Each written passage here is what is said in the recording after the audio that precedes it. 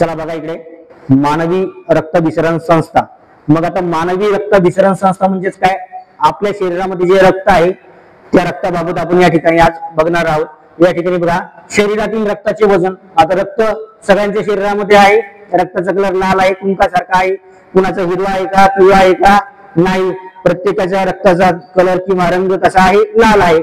मग बघा शरीरातील रक्ताचे वजन, आपल्या शरीरामध्ये जे रक्त आहे त्याचं वजन हे किती आहे बघा, आपल्या शारीरिक वजनाच्या 7 ते 9% असते। बघा आपल्या शरीराचं जेवढं वजन आहे त्या वजनाच्या 7 ते 9% हे वजन कशाचं असतं, रक्ताचं असतं। मग बघा आणि आपल्या शरीरामध्ये जे रक्ताचं तापमान असतं, बघा शरीरामध्ये तापमान कशाचं, रक्तामुळे जे तापमान आहे ते 37 डिग्री सेल्सिअस हे तापमान राखलं जातं।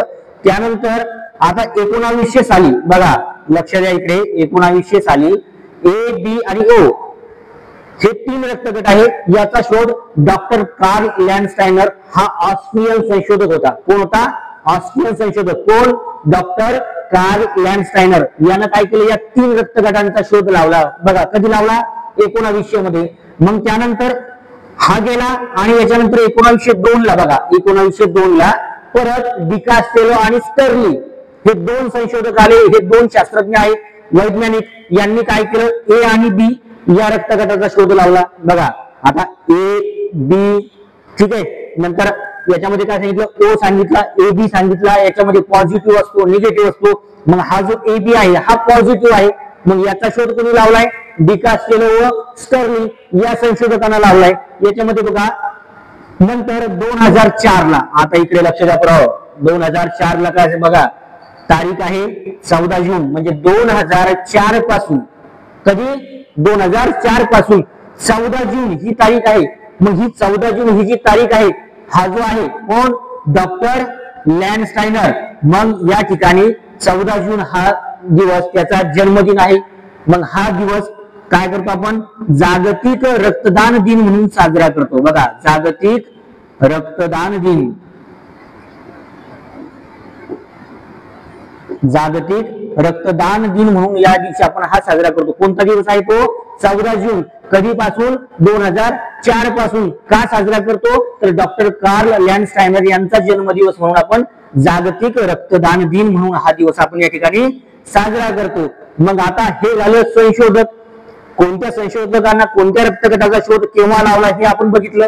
आता याच्यामध्ये मला एक सांगा, आता आपण रक्तदान, एखाद्या ठिकाणी रक्तदान शिबिर असतं, एखाद्या ठिकाणी काय असतं की आपण रक्तदान करायला जातो, ठीक आहे, इकडे जर कोणी मेलं तरी आपण रक्तदान करायला जात नाही, ठीक आहे। पण एखाद्याचा वाढदिवस आहे, एखाद्या शिबिर आहे, त्या ठिकाणी काय करतो आपण, आवर्जून जातो, फोटो काढतो, स्टेटसला लावतो। कशासाठी, कशासाठी लावतो, फक्त लोकांना दाखवायला की मी रक्तदान केलंय।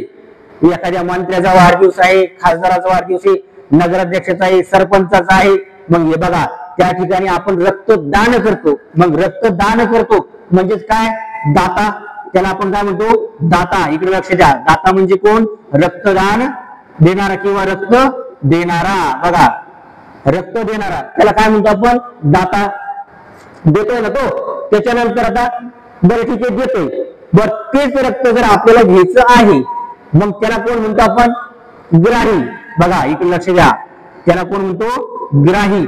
ग्राही म्हणजे कोण, रक्त घेणारा। बघा रक्त घेणारा।